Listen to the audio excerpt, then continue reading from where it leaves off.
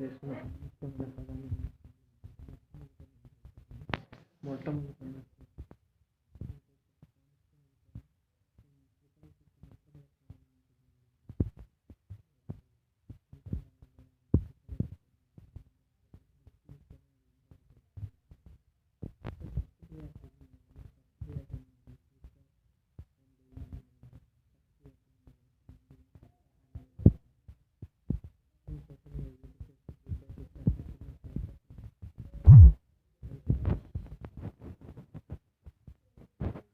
This is first creating work.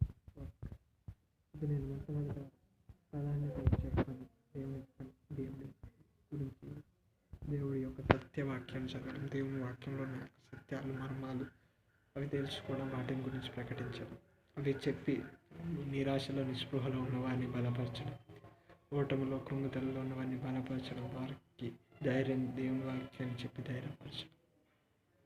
ఇది నేను మొట్టమొదటి చేసే పని. రెండవ పని ఏంటంటే, మొట్టమొదటి I'm a man, but second work రెండవ పని ఏంటంటే God gift organization, God gift helping organization అని స్థాపించడానికి దేవుడు కృపణించాడు. దాని నుంచి ఏంటంటే క్రీస్తు ప్రేమను క్రియల్లో చూపించే విధంగా, అంటే మంచి పనులు చేసే విధంగా. ఇప్పటి వరకు గాడ్ గిఫ్ట్ ఆర్గనైజేషన్ నుంచి ఎన్నో మంచి పనులు సఫలమయ్యే విధంగా దేవుడు కృపణించాడు. కాబట్టి ఏంటంటే రెండోది ఏంటంటే క్రీస్తు ప్రేమను క్రియల్లో చూపడం అనమాట. అంటే పేదవారికి మన కాడ ఉన్న వాటిని కొంత సహాయం,